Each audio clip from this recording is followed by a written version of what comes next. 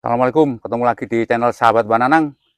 Mau berkunjung di Eyang Kawuh. Eyang Sorengkawuh. Eyang Beliaunya Sorengkawuh, ya. pengawal Dewi Amiswati, Iya. putri dari Aryo Penangsang. Iya. Pak, ini ceritanya bagaimana Pak kok bisa sampai nyasar ke sini itu loh? Untuk Mbah Sorengkawuh kan dia kan dari Jipang Panolan. Kok bisa nyasar sampai ke sini tuh? Biasanya kan menyebar ya. Hmm. Dikejar-kejar Belanda, menyebar dari Ke sana. Belanda. Nah, ya. Dikejar sama itu sama Musuh-musuhnya itu pajak. ya. Itu biar menyebar sana, yang ini Mm-mm. ke timur di desa Ketawang sini. Ketawang. Ini Tiba orang 5 di sini. dia diikuti sama 5 Ya, pengawalnya, Pak 5 ya. pengawalnya. Perlu diketahui Mbah Sorengkawuh adalah salah satu punggawa yang dipercaya oleh Adipati Aryo Penangsang Ya. untuk mengawal putrinya melarikan diri waktu dari Kadipaten Jipang Panolan kalah perang dengan Penemban Senopati. Karena beliaunya istilahnya menghilang diri untuk menghilangkan jejak ya Pak ya. Menghilangkan jejak. Ya, supaya keturunan dari Raden Aryo Penangsang masih ada gitu. Dan sekarang keturunannya menyebar ke kelurahan Pak ya, rata-rata. Kelurahan, di Kalianyar, dan di Ngeronggot itu ada, dan ini di Ketawang. Ada lagi di Tarokan. Di Tarokan sana ya. Di Tarokan ada. Yang di Lestari kita ya, di Lestari Batian Rowo ada satu. belum kita upload, mungkin untuk di kemudian hari kita upload, masih dalam proses pengeditan. Iya.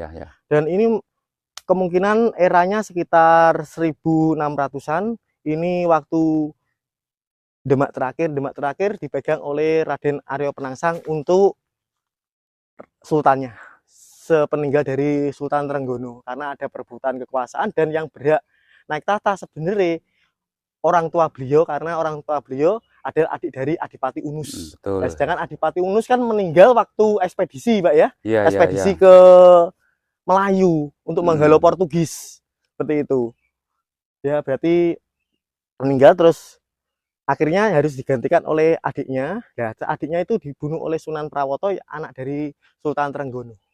Seperti itu dalam kiasan sejarah dari Babat Tanah Jawi, Babat Kediri.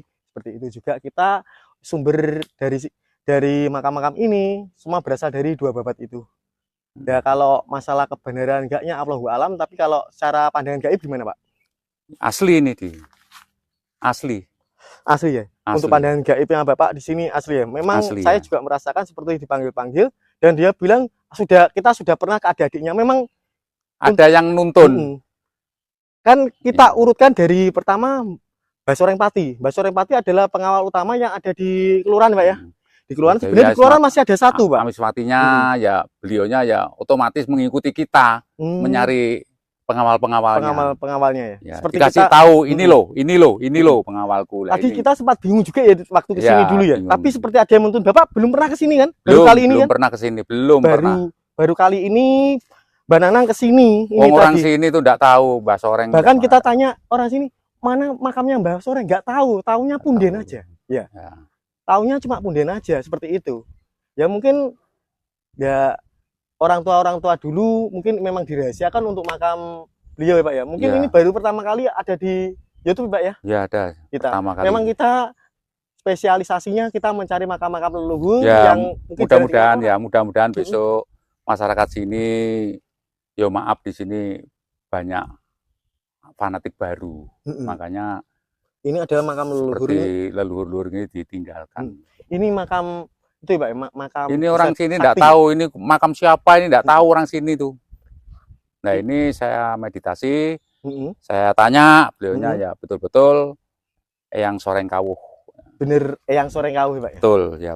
Di sini bawa orang 5 ya. Di sini bawa orang 1, 2, 3, 4, 5 itu persis ya. Dan kok bisa sampai ke sini? Karena itu kan sudah diperintahkan oleh Ibu Amiswati Pak ya, untuk menjaga daerah sini berarti Pak ya. Ya mungkin beliaunya kan mungkin ingin jadi babat alas sini, sana. Nanti di sana kan seperti kerajaan malahan semua di sana. Ya, makanya jadi kabupaten sendiri. Ya, anak buahnya disuruh ke sana. Keadaan aman toh. Suruh ke Tarokan, suruh ke Purwasri sini. Tapi kalau untuk Mbah Sorengkawuh ini meninggalnya bukan karena dibunuh, bukan ya Pak ya? Bukan ini. Ya, dia memang tua sakit ya. Sakit tua ya. Iya. Ini tapi orangnya sakti mandraguna, Pak. Sekti. Makanya di sini tidak tahu kalau nyadran di muka situ. Nah, ini Tapi otomatis yang heeh, di situ di pagar-pagar itu orang berdarah biru semua itu. mungkin masih Ya, keturunan beliau mungkin juga. ada keturunan. Saya lihat itu yang pagar biru itu masih Mm-mm, keturunan Pangeran Diponegoro itu. masih Pangeran Diponegoro. Pak Dan Lurah Jaini ya, mm-mm, Pak Lurah Jaini Tawang itu, dan Pak siapa itu yang di Kepoh mm-mm. itu, dan Pak Haji Mas Hadi, Pak Supekan itu Amit Sewu masih keturunan Pangeran Iya. Diponegoro.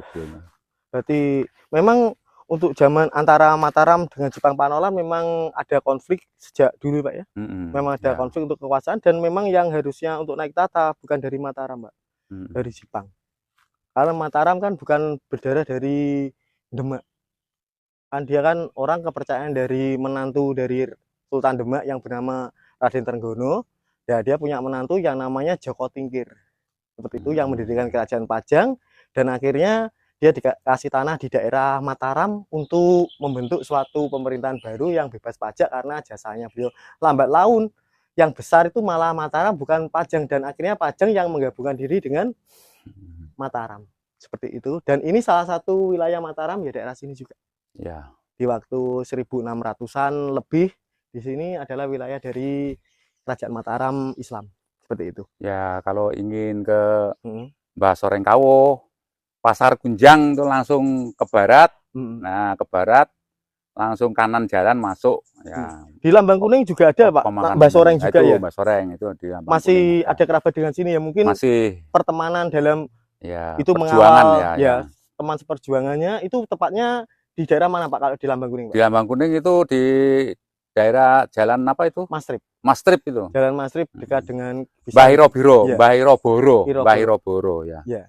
Di situ kita tulis sebagai Mbah Soreng Kimpuh ya. Soreng Kampuh. Soreng Kampuh. Ada di video Mbak Nanang, nanti bisa dicari, bisa dilihat di deskripsi dari video ini. Dan ini kenapa, Pak? Ini kan jarang orang yang tawasul. Mungkin baru kita yang tawasul di sini, Pak. Setelah sekian ratus tahun, mungkin baru kita yang tawasul. Orang sini ya enggak tahu makam siapa ini, enggak tahu. Cuma bilangnya Mbah Ageng atau siapa? Mbah Ageng gitu, tok. Ya. Seperti yang ada di Alianyar sana, Pak ya. Bilangnya betul. kan Mbah Ageng gitu ya, aja Mbah ya. Ageng. Terus kalau di kelurahan bilangnya Mbah Soreng gitu aja. Tapi kan Mbah Soreng siapa? Mbah Soreng ada 8. Dan salah satunya ada di Demak. Waktu mau ngawal di sini, dia nyegat di sana. Dia supaya bisa lolos yang lain, dia mengorbankan diri di sana. Ya. Ada, nanti kita tulis di deskripsi semua untuk nama-namanya, alamatnya di mana. Dan yang ada salah satu yang tidak diketahui itu ternyata ada di desa Lestari ya. Lestari ada di Lestari ya. Ada. Di makam umum Lestari. Sebelah barat muka. Itu aja juga nggak tahu juga di sana, Pak ya. Orang sana nggak tahu siapa sana. Itu nggak tahu. Kita hanya pernah diziarahi orang Bloro sana. Nah, Bloro itu bekas dari Jepang Panolan, Pak. Ya. Kalau Bloro itu bekas dari daerah Jepang Panolan, daerah dari Aryo Penangsang. Besoknya kalau kita punya rezeki, kita akan berkunjung ke makam beliau Raden Aryo Penangsang, Pak ya. Kalau kita punya rezeki, kita masih punya keinginan ke sana, Pak ya. Ya. Karena apa? Karena kegagahan beliau, keberanian beliau, dan sekarang masih dilambangkan dalam bentuk pernikahan. Kalau pernikahan itu pasti ada keris terus dikasih untayan apa, Pak itu? Untayan kembang melati. Bunga melati itu ibarat ususnya dia. Ususnya dia ya. Nah, bisa dipastikan untuk keris setan kobra itu bentuknya seperti apa, Pak? Ya. Mungkin berkelok ya, Pak ya. Lu berapa gitu kita nggak tahu, tapi kalau lurus dia ketika dicabut kan nggak mungkin sampai kena usus. Kemungkinan lu ya. Kemungkinan lu seperti itu. Tapi kita juga nggak lihat barangnya karena ada yang bilang itu hanya mitos. Tapi kalau kita berkeyakinan itu ada ya. Ada. Mungkin ada seseorang yang pegang itu. Tapi itu bukan keris sembarang, itu memang benar-benar sakti. Seperti itu. Dia peninggalan dari Sunan Muria dulu. Sunan Kudus. Ya. Dulu. Acara selanjutnya kita akan melakukan tawasul, Pak ya. Tawasul ya. Kita akhiri sesi untuk pengungkapan sejarah dari Eyang Soreng Kawuh. Wassalamualaikum warahmatullahi wabarakatuh. Waalaikumsalam warahmatullahi wabarakatuh.